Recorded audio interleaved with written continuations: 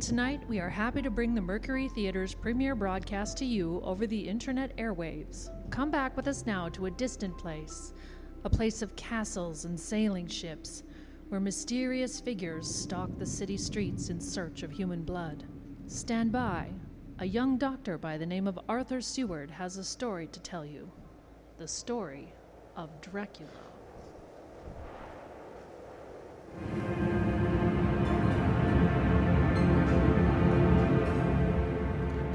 Ladies and gentlemen, my name is Arthur Seward, and I'm here tonight to bear witness to the truth of certain events, which you may find hard to believe, but I ask you to believe them.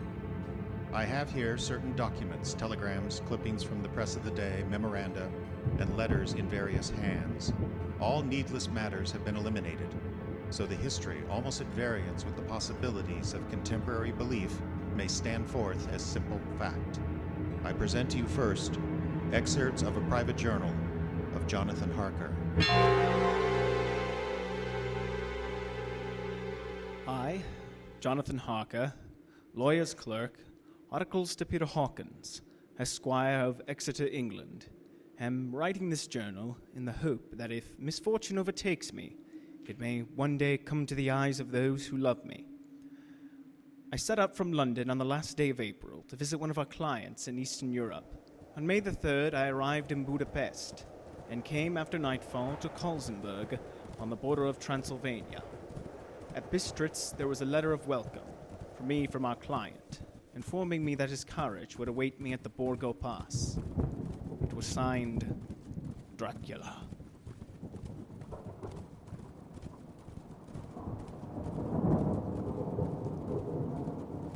Bukovina!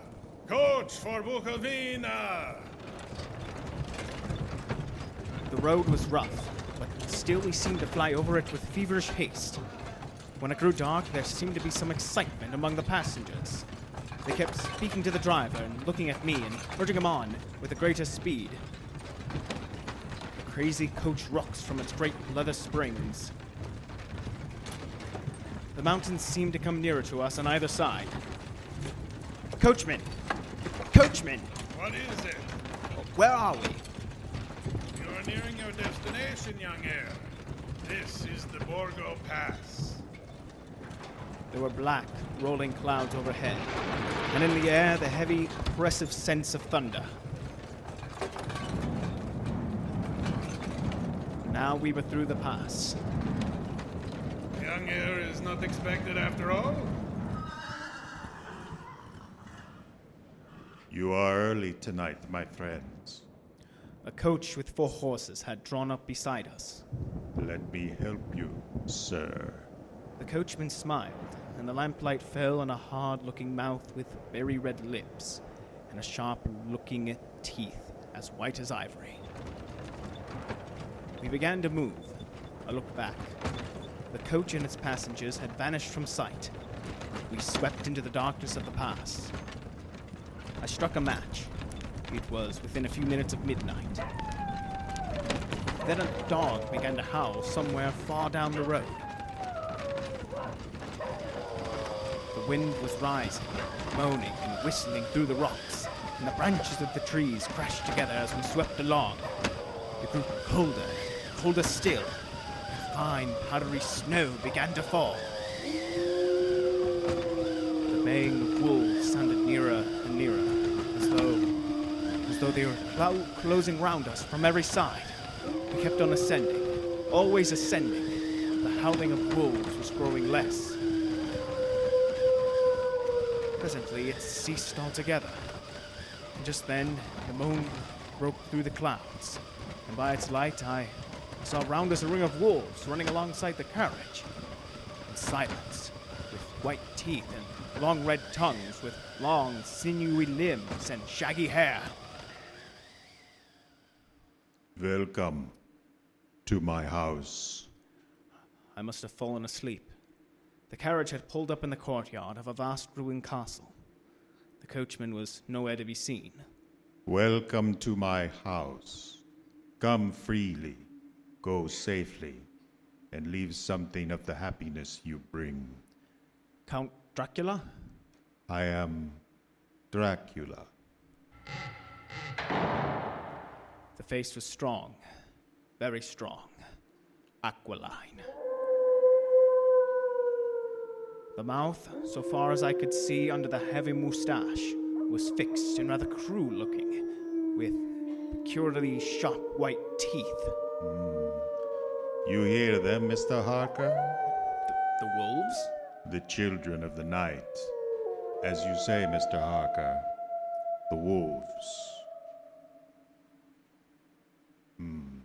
Come now. There are many things you must tell me tomorrow. Of England and of the estate you have purchased for me. Yes. The estate is called Carfax, I believe. Yes, that's so. But now I will detain you no longer. You will find your room in readiness, and I advise you not to leave it during the night. This castle's on the very edge of a terrible precipice. A stone falling from the window would fall 1,000 feet without touching anything. I explored. There are doors everywhere, and all of them locked. The door to the great hall, the door to the courtyard. Every door in the castle is closed, bolted against me. Castle Dracula is a prison, and I am a prisoner.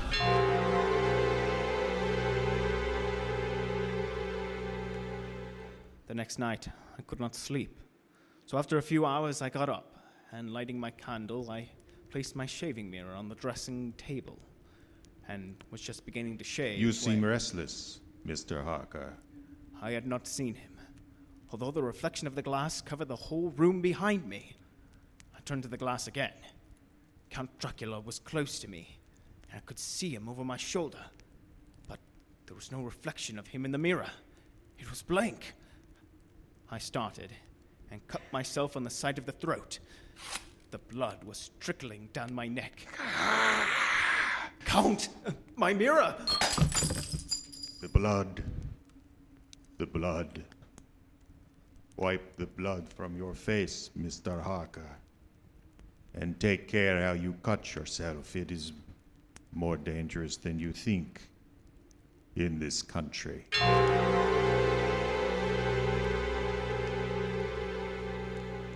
When I awoke, I found most of my things were gone. My passport, my notes, my letter of credit. I could find no trace of them anywhere. And my door was locked from the outside.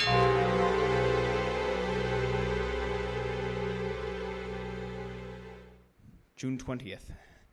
There is some kind of work going on in the castle. Now and then I hear the faraway muffled sound of mattock and spade. And last night, the second of 3 dated letters which Dracula made me write, the second of that series which was to blot out the very traces of my existence from the earth, went forth.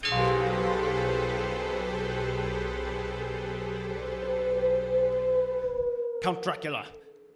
Yes, my friend. Well, what of me? When am I free? When can I leave this place? Free? Mr. Harker, you are always free.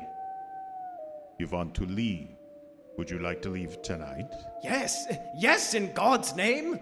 My dear young friend, not an hour shall wait you in my house against your will. Come, follow me.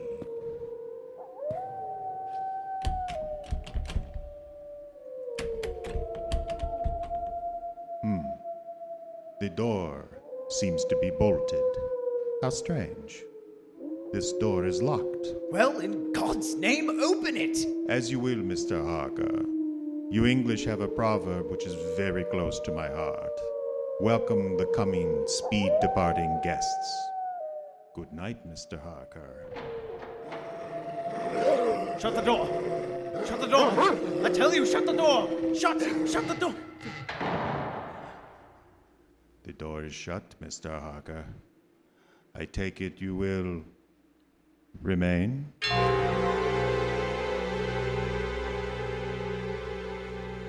Morning, June the 30th. These may be the last words I ever write in this diary. Oh, God, preserve my sanity. I have never seen Count Dracula by day. At sunrise, at the first cock crow, he is gone. I don't understand these things. Only know that the wolves are baying and that he is a man with hair on the palms of his hands, with sharp teeth and no blood on his face. He casts no shadow. He cannot be seen in a glass. And he moves like a bat across the sheer face of the castle walls. He eats no food and is mortally afraid of the crucifix. As I write this, I hear in the courtyard the rolling of heavy wheels and cracking of whips. And there is, in the passageway below, a pound of heavy boxes being set down, boxes shaped like coffins. And I know what they hold. The boxes are filled with holy earth from the chapel beneath the castle. It is the last box being nailed down. Now I hear the heavy feet tramping again.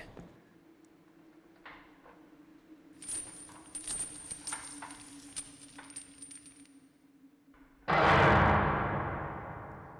door is shut, and the chains rattle. In the courtyard and down the rocky way, the roll of heavy wheels, the cracks of whips. Help! Help! Help! The wagons have gone. I'm alone in the castle. I'm alone in the castle. I'm alone. I'm alone. I'm alone!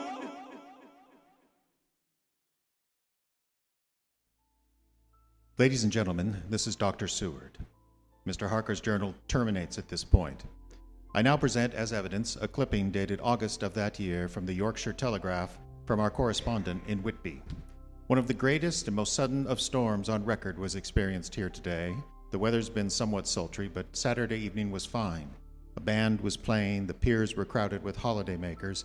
The wind fell away entirely during the evening, and there was a dead calm. There was but a few lights at sea. The only sail noticeable was a foreign schooner under full canvas that was seemingly going westward. A little after midnight came a strange sound from over the sea, and high overhead the air began to carry a strange, faint, hollow booming. Then without warning the tempest broke, and there, with all sails set, was the foreign schooner, rushing with terrific speed toward the shore. A searchlight was turned on her, and there, lashed to the helm, was a corpse. Its drooping head swayed horribly to and fro with each motion of the ship. A moment later she crashed, and then a strange thing was seen. At the very instant she touched, a huge dog sprang up on deck from below, and running forward jumped from the bow onto the sand, and making straight up the east cliff towards the graveyard, vanished into the night. The Coast Guard, going aboard at dawn, found the dead man fastened to a spoke of the wheel. Tightly clutched in one hand was a crucifix. The man must have been dead for quite 2 days. In the pocket of the dead man's coat was found a bottle, carefully corked, containing a roll of paper. This proved to be an addendum to the ship's log. There was found on board only a small amount of cargo, and that of a most unusual nature. Apparently the ship carried nothing but earth, common earth, packed away in wooden boxes shaped very much like coffins.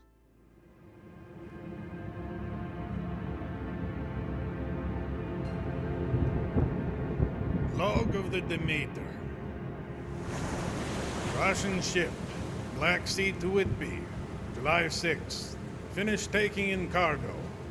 A queer cargo, boxes of earth. At noon set sail. East wind, fresh. Crew, 4 hands, 2 mates, cook, and myself, captain. July 11th. Entered Bosphorus. At dark, passed through Dardanelles. Mate reported in morning that one of the crew, Vioden, was missing. Took larboard watch 8 bells last night. He was relieved by a Talisian who never came to his bunk. There is something aboard this ship. No, don't laugh, Captain. In the rain last night, a tall, thin man go up the companionway and along the deck forward and disappear.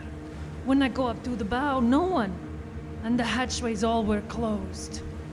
July 22nd. Rough weather last 3 days. All hands busy with sails. No time to be frightened. Past Gibraltar and out through straits. All well. July 24th. Last night, another hand was lost. Disappeared. Like Taliesin. He come off his watch at midnight and we never see him again. You want double watch now? I don't take a watch alone no more. Nor will I. No more. Double watch. July 29th. That single watch tonight is crew too tired to double. Morning come. Hey! Hey below! Balaki! Balaki? Balaki's gone like the others. Like all the others. Mate and I have agreed to go armed henceforth. July 30th, last night. We are nearing England. Weather fine, all sails set. Captain, the men on watch are missing. More missing. Now, only self and mate and one hand left to work ship. August 3rd. 2 days of fog and not a sail sighted. At midnight, I went to relieve the man at the wheel. When I got to it, I found no one there. It's here. I know it now. I saw it. Like a man. Tall and thin and ghastly pale. It was in the bows looking out. I gave it the knife, but the knife went right through it. Empty as the air. What? What is it? What are you talking about? It's here. And I'll find it. It's in the hold. In one of those boxes of earth. I'll unscrew them one by one and see. He's mad. Stark raving mad. It's no my use trying to stop him. He can't hurt those big boxes. They're invoiced as common earth. He's there, down in the hold. I know the secret now. The sea will save me from him. That's all that's left. That's all that's left. August 4th. I'm all alone on my ship, and still the fog. I dare not go below. I dare not leave the helm. So all night I stayed. In the dimness of the night, I saw it. I saw him. God forgive me, but the mate was right to jump overboard. It was better to die like a sailor in the blue water. But I am captain. I must not leave my ship. I shall tie my hands to the wheel, and my strength begins to fail. Along with that, I shall tie that which it dare not touch, my crucifix. I'm growing weaker, and the night is coming on. God and the Blessed Virgin help a poor, ignorant soul trying to do his duty.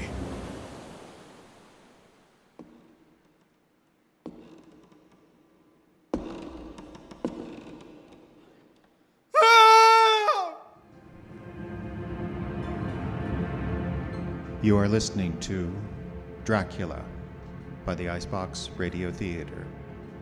We pause in our program now for a brief intermission. Stay tuned.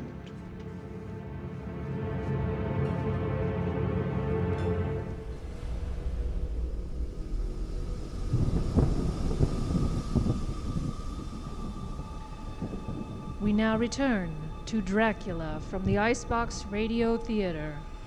Jonathan Harker is lost, perhaps trapped in Castle Dracula, perhaps dead, and the Russian ship Demeter streams toward England with a cargo of coffins filled with earth and a crew of dead men. Telegram, Seward, Burfleet to Van Helsing, Amsterdam. Lucy Westerner in alarming condition, cannot diagnose. Come at once, Seward. Telegram Van Helsing, Amsterdam to Seward, Purfleet. I am on my way to you. Please arrange for me to examine your patient immediately. My arrival, Van Helsing. Ladies and gentlemen, I shall now explain that 6 months before the events recorded here, I had become engaged to a young lady, Lucy Westerner. We were to be married in the spring. My old teacher, Professor Van Helsing, arrived at 4 in the afternoon. I took him at once to Lucy's house. She lay in her bed, asleep. She was ghastly, chalky, pale. The red seemed to have gone, even from her lips and gums, and the bones of her face stood out. Young miss is bad. Very bad. She must have blood or she will die. Yet she's not anemic. The qualitative analysis of her blood is quite normal condition.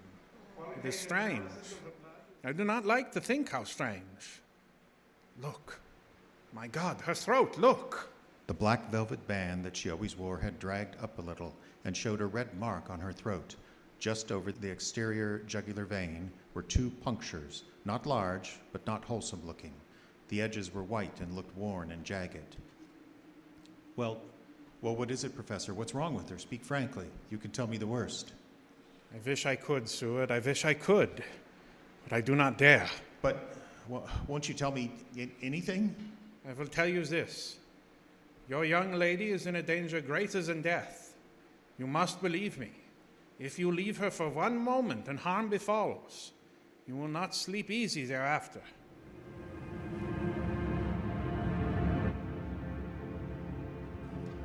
September 8th. I sat up all night with Lucy. Arthur, I'm afraid. My dear, you can sleep tonight. I'm here, watching you. Nothing can happen. And I promise, at any sign of bad dreams, if I see anything at all, I'll wake you at once. You will? Will you really? Then I'll sleep. I sat all night by her bedside. She did not wake once during the night, although the boughs or a bat or something flapped almost angrily against the window pane. September 12th, still quoting from my private journals. At this point that I received a message from Purfleet. It read, 10:20 p.m., St. John's Hospital, serious complications, case 891. Your immediate presence in London imperative. I had no choice. Some time later, a paper was found among Lucy Westerner's belongings. I write this and leave it to be seen, so that no one by any chance may get into trouble through me. I went to bed as usual, taking care that the window was closed as Dr. Van Helsing had directed. About 2 a.m, I awakened. I went to the door and called out, "Arthur! Arthur!" There was no answer.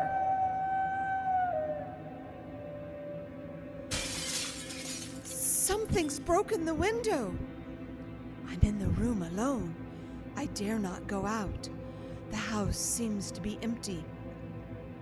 The air is full of specks, floating, circling in the draft from the window, and the light burns blue, dim. What am I to do? Something very sweet and very bitter all around me, like I'm sinking into deep water. You shall be flesh of my flesh, blood of my blood. September 13th, late. Only resolution and habit can compel me to make an entry tonight. We found her, sprawled on the floor, and there was a draft in the room from the broken window. Her throat was bare, showing the 2 wounds that looked horrible, white, mangled. We are too late, my friend. We've failed. God's will be done. She's dying. Yes, she's dying. Stay beside her. It will make much difference, mark me, whether she dies conscious or in her sleep. It was late in the afternoon before she opened her eyes. Arthur, oh my love, I'm so glad you've come. I took her hand and knelt beside her. Her breath came and went like a tired, peaceful child's. And then the light from the setting sun fell on her face. And then, insensibly, a strange change came over her. Her eyes grew suddenly dull and hard. Her breathing was heavy. Her mouth opened, and the pale gums drawn back made her teeth look large and sharp. Arthur, my love, I'm so glad you've come. Kiss me. Bend down and kiss me. Run for your life! Run for your living soul and hers! Lucy! She's dead. Poor girl. There's peace for her at last. It's the end. Not so. It is only the beginning. Wait and see.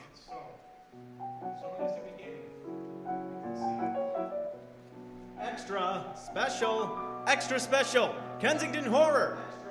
Extra special, Kensington Horror.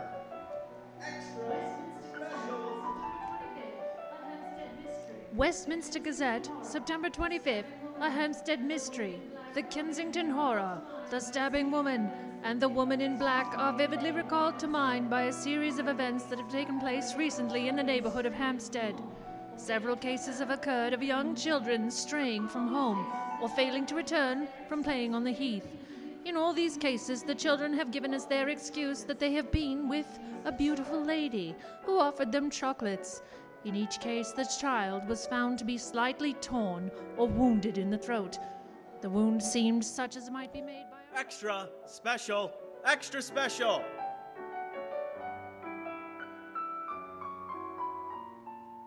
Extra special, extra special, the Hampstead Horror. Read about the beautiful lady. Read about the beautiful lady. Extra special. The Hampstead Horror. Another child injured by the beautiful lady. We've just received intelligence that another child missed last night was only discovered late in the morning. It has the same tiny wound in the throat. Well, Seward, what do you think of that? You mean to tell me, my friends, that you still have no suspicion as to what poor Lucy died of? Nervous prostration followed by a great loss or waste of blood. And how was the blood wasted or lost? You are a clever man, my friend, and a good doctor, but you do not believe that there are things you cannot understand. You are wrong, Seward. Are you aware of all the mysteries of life and death? Can you tell me why in the Pampas there are bats that come at night and open the veins of cattle and horses? Suck dry those veins, How on some islands of the western seas there are bats which hang on trees all day. Then when the sailors sleep on deck because it's hot, sweep down on them, and in the morning are found dead men, as white as Miss Lucy was. I understand none of these things. After tonight, Seward, if you dare to come with me, perhaps then you will understand.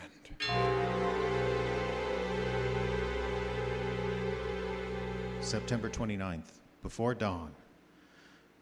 Now it is done, and I would sooner die 1,000 deaths than to live again what I did this night. We will spend the night, you and I, here in this churchyard where Miss Lucy is buried. We enter the tomb. And then? We open the coffin. You shall yet be convinced. Take care, Van Helsing. Miss Lucy is dead, is that not so? Then there can be no wrong to her. But if she's not dead... With some difficulty, we found the Westerner tomb. I took a place behind a yew tree on one side of the tomb, Van Helsing on the other. I was chilled and frightened. Suddenly, I saw something moving between the two yew trees, a dim, white figure which held something at its breast. The figure stopped.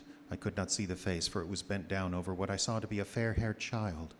There was a sharp little cry, such as a child gives in his sleep, or a dog as it lies before the fire and dreams. Then the thing saw us. She drew back with an angry snarl. Her lovely, blood-stained mouth grew into an open square. If ever a face meant death, I saw it at that moment. Then suddenly she turned and vanished in the direction of the tomb. The child is not harmed. We leave him in a safe place for the police to find him. There's more to do. Come. Now we're in the tomb. There in the coffin, the thing lay, like a nightmare of Lucy, the pointed teeth, the blood-stained mouth. Van Helsing never looked up. From his bag, he took out a book, his operating knives, a heavy hammer, and a round wooden stake, 2 or 3 inches thick, sharpened to a fine point and hardened over a fire. Seward, the life of this unhappy woman has just begun. Then she becomes what you call undead. There comes with the chains the curse of immortality. She cannot die, but must go on, age after age, adding new victims. Because of all that die because of the preying of the undead become undead themselves, undead and prey on others. So the circle goes on, ever widening, as of the ripples from a stone thrown in the water. But if this lady, this undead, be made to rest as true dead, then the soul of this poor lady whom we love should again be free. Tell me, what am I to do? Take the stake in your left hand, the hammer in your right. Yes. Place the point over the heart. Yes. Then I begin a prayer for the dead. And in God's name strike. Yeah. Are you ready? Now. Domini Deus es Priste, vide de vivi, comamus tus, dex culum tate petri.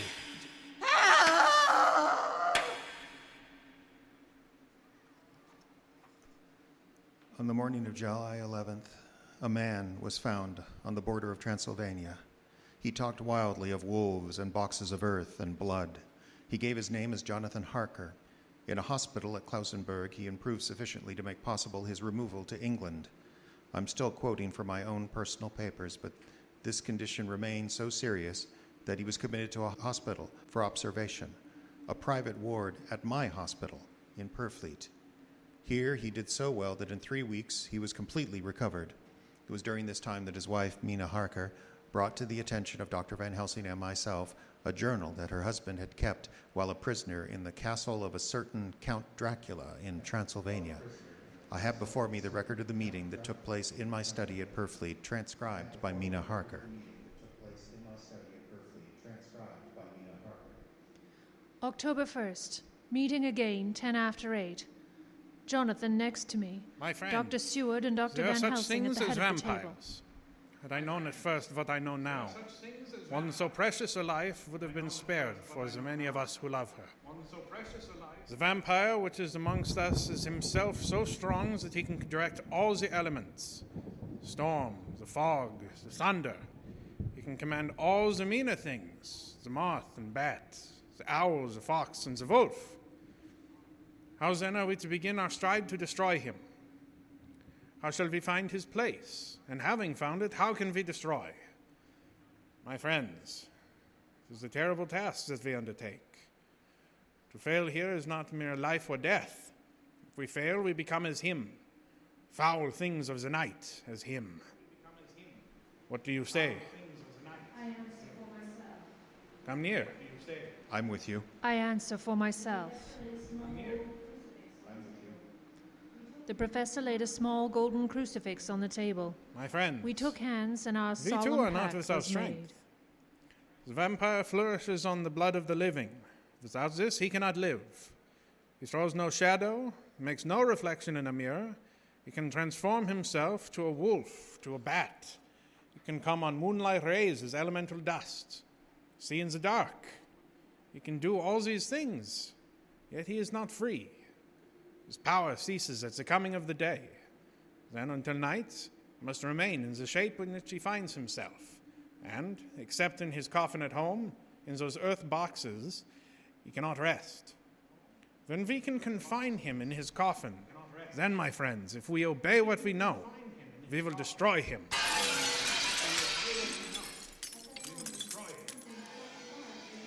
At that moment, something Did you hit flapped it? wildly I don't against know. the window. Did you hit it? We looked out of the window. Against the black sky, you could see We know nothing. what we must do. From the Count's castle in Transylvania to Whitby came 50 boxes of earth. All of these, to our certain knowledge, were delivered to Carfax. Recently, 12 of these boxes have been removed. First step, ascertain whether all the rest remain stored in the deserted house next door, or whether any more have been removed. We must break each of those boxes and sterilize the earth with holy water, so he can no longer seek safety in it. And we must hurry.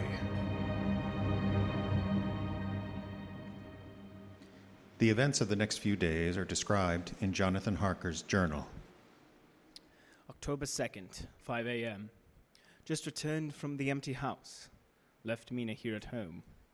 Well, we've done our work at Carfax. The place was filthy. The air was stagnant and foul and alive with rats. We counted the boxes, only 38 of them. And over each one, the professor went through his same mysterious work. It was dawn when we got back. I found Mina asleep. She looks paler than usual.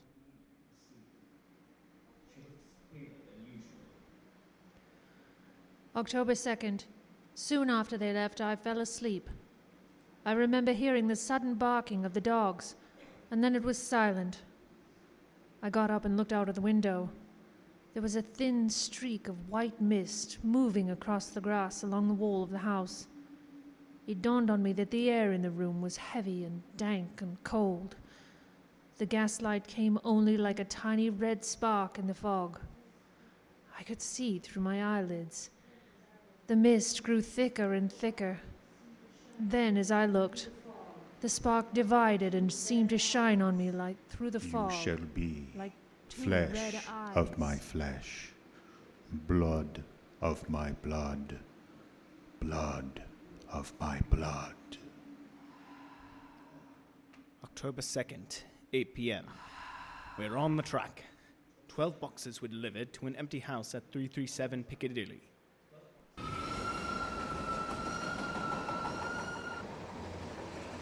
My dear friends, until the sun sets tonight, Dracula must retain whatever form he has now. We have this day to hunt out all of his lairs and sterilize them.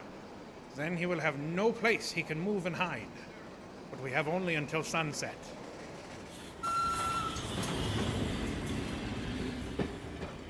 The house in Piccadilly was empty, like the one in Purfleet, and had the same sickening smell in the air. On the table, we found a clothes brush and a comb and a basin, the latter containing dirty water, which was reddened as if with blood. The boxes are back here. 8, 9, 10, 11. Only 11? There's a 12th box somewhere. Gentlemen, it is after 6. The sun is setting. We've no time to lose. He will return at any moment. Open the boxes. Quiet.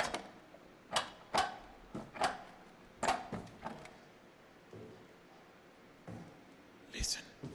Here it is.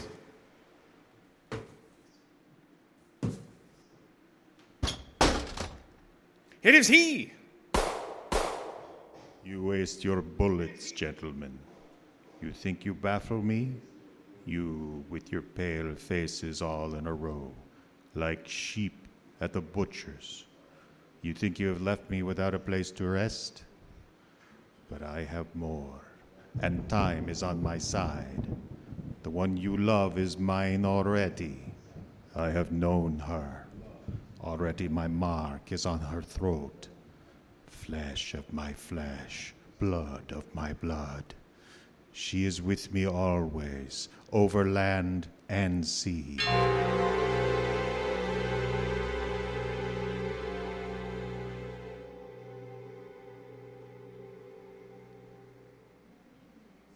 October 4th, We morning. must find that last Another remaining meeting in the box, study gentlemen. at We must Purfleet. find it.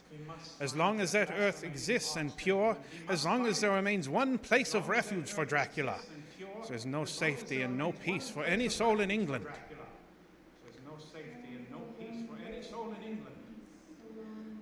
And for the undead, never peace so long as he lives. Blood Mina, of my blood. How do you know that? Quiet, quiet. Blood of my blood.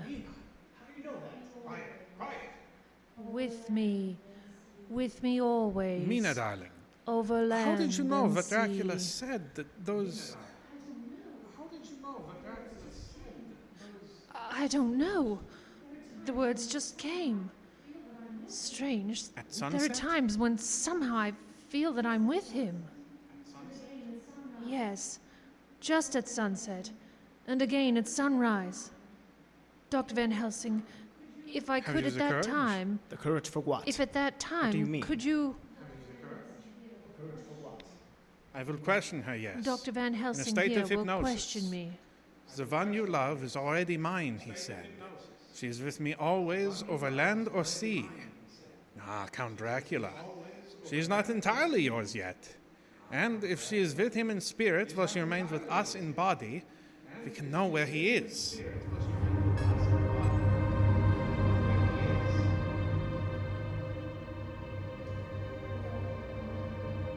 Mina? Blood of my Answer me, blood. Mina. Are you with him? Yes, Where are you? yes, I am with him. I What do do you not hear? know. It is all dark. The lapping of water. Then you are on a ship? I can hear it on the outside. What else do you hear? Yes. What are you There doing? is the creaking of an anchor chain. Still. Oh, so still. It is like death. Here is a report from the Matson Peabody Ships Brokers, dated October 5th. According to Lloyd's list, the only sailing ship that left for the Black Sea yesterday was the Tsarina Katrina, bound for Varna. Somehow, before she sailed, a man came alongside, all in black, driving a cart, and in the cart, a great box.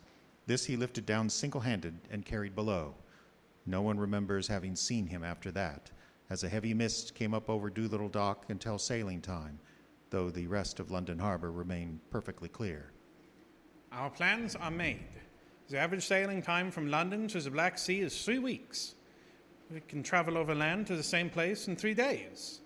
We will be waiting there for him when he arrives. October 15th, arrived Varna about 5 o'clock. Mina seems stronger. Every morning before sunrise and just before sunset, she speaks to Van Helsing in a trance. Are you with him, Mina?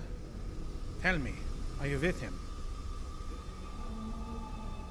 What can you see? I am with him. What can you hear? Nothing. All is dark. I can hear the waves lapping against the ship and the water rushing by. The wind is high. I can hear it in the shrouds. So the Tsarina Katrina is still and at the sea, bow throws hastily back to the Varna. foam. The Count cannot cross running water, so he cannot leave the ship without being observed. What do you hear, Mina?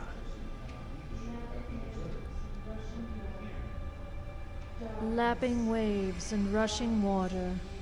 A whole week Darkness. of waiting. Darkness and wind. Daily telegrams from Lloyd's. Not yet reported. Not yet reported. Not yet reported.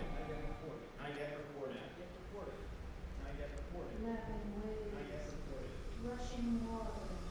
Lapping waves. Rushing water. Rushing water. Creeping mass. Darkness. October Darkness 24th. and Telegram. wind. Lloyd's. London to Harker. Tsarina Katrina reported this morning from Dardanelles. Lloyd's, London to Harker, October 28th. Tsarina Katrina in heavy fog reported entering Galatz Harbor at 1 o'clock today. Galatz. Galatz is 38 hours from here, and the first train for Galatz leaves at 6:30 tomorrow morning. My friends, we have lost.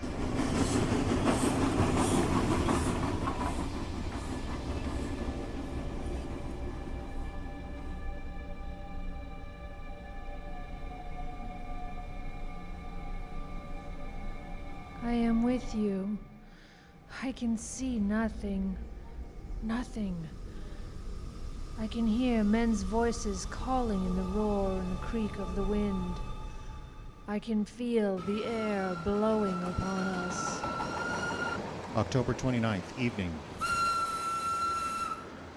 We are due between 2 and 3 in the morning, but already at Bucharest, we are 3 hours late.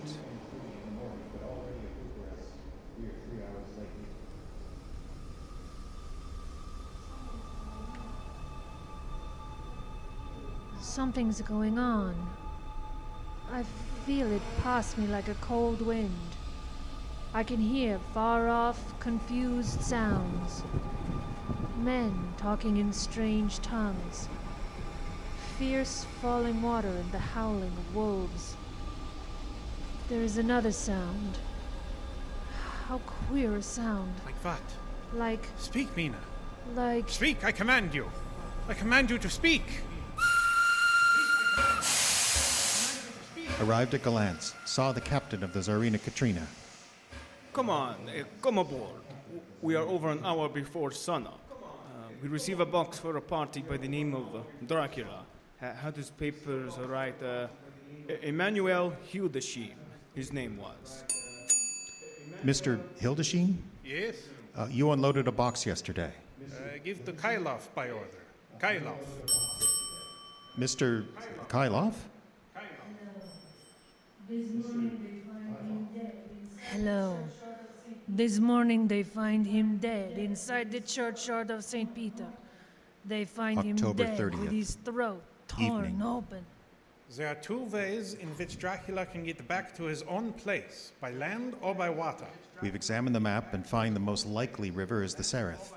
You and I, Seward, will charter a steam launch and follow him up the river. Van Helsing and Mina will take a train to Veresti, and from there... From there, we will go in the track where Harker went to Bistritz over to Borgo. If you have not caught him before, we will be meeting Dracula there.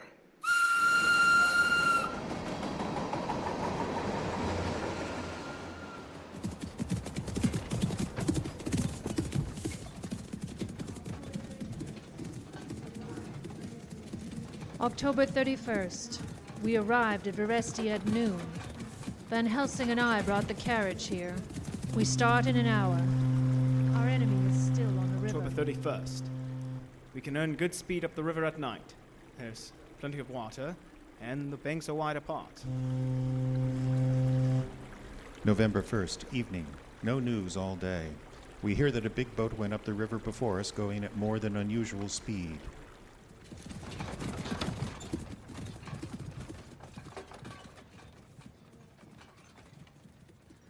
November 4th. All day driving. The country gets wilder as we go. By morning we November should the reach the 4th, Borgo Pass. evening.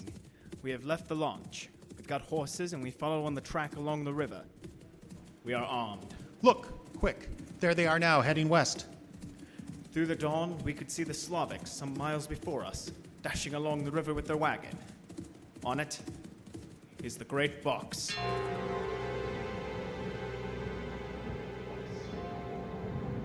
Late in the afternoon, we leave the Borgo Pass. We could see a long way all around.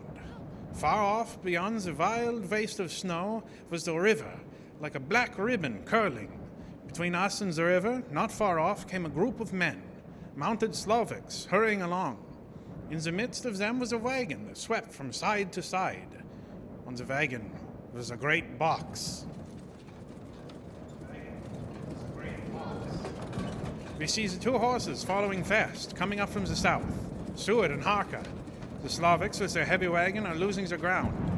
Now the horses are not more than a mile behind. Now the great wagon is quite close. We can see the great box swaying bravely. They're almost upon us.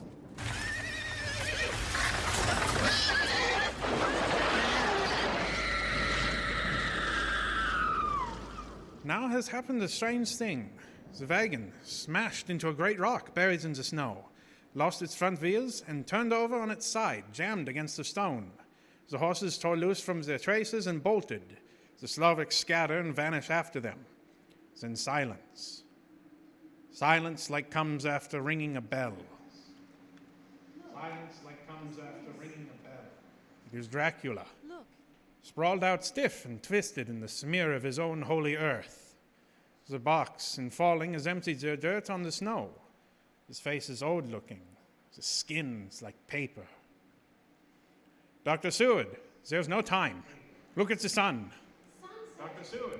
In 1 minute, there is darkness, and he is forever lost to us. Sunset. Have you the stake of wood and the hammer? Yes. Now, Seward, pray for us. Kneel down and pray. Harker, the stake of wood over his heart. Be not afraid, Harker. Do not look into his eyes. The hammer. Now, Harker, strike. Strike! Flesh of my flesh, guilt of my guilt, death of my death. Speak and be manifest in the instant of your master's peril. Elements of darkness, rain, evil wind, mists and mold. Strike! Intense.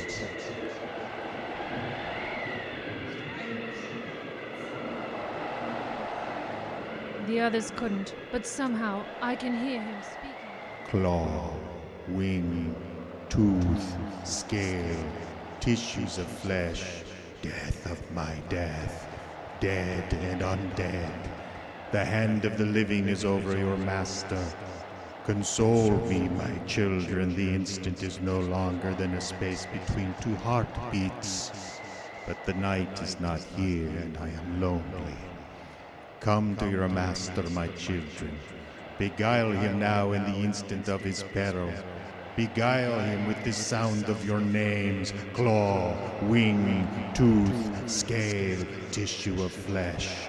Claw, wing, tooth, scale, tissue of flesh.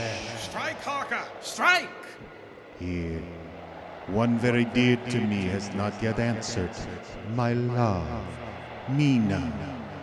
There is less than a minute between me and the night. You must speak for me.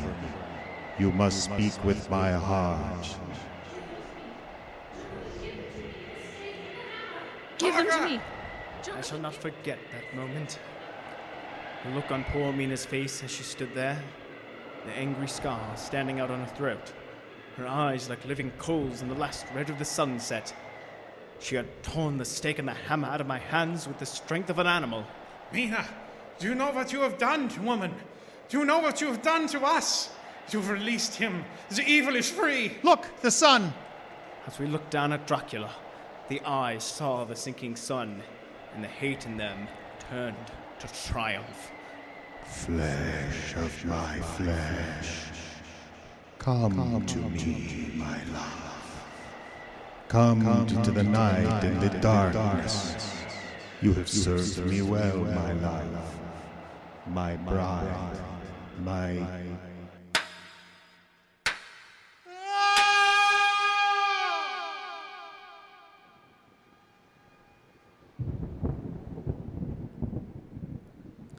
Ladies and gentlemen, all the evidence is now before you. I've added nothing, and to the best of my knowledge, I have omitted nothing that might help to throw light upon the extraordinary events of the year 1891, which culminated on that terrible evening on the Borgo Pass. There remains only this one last report. When Mina Harker seized the stake and hammer from her husband, I believe she was under some form of hypnosis. She herself remembers nothing. Whatever influence was at work on her, she must at the last moment have rejected it. For at the exact moment the sun disappeared, it was Mina Harker who drove the stake through the hearts of the thing that called itself Dracula. At that same instant, even as we looked, the wound on the side of her throat was no more. As for Dracula, before the screams of the creature had died from our ears, the whole body crumbled into dust and passed from our sight. In the final moment of the solution, there was in the face a look of peace, such as I could never have imagined might have rested there.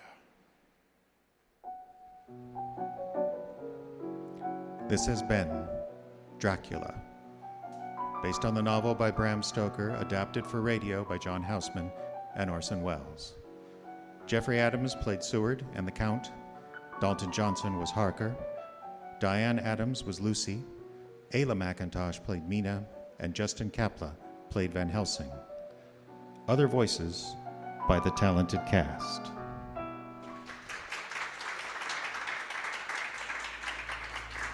Want to introduce them again? Ayla McIntosh, ladies and gentlemen.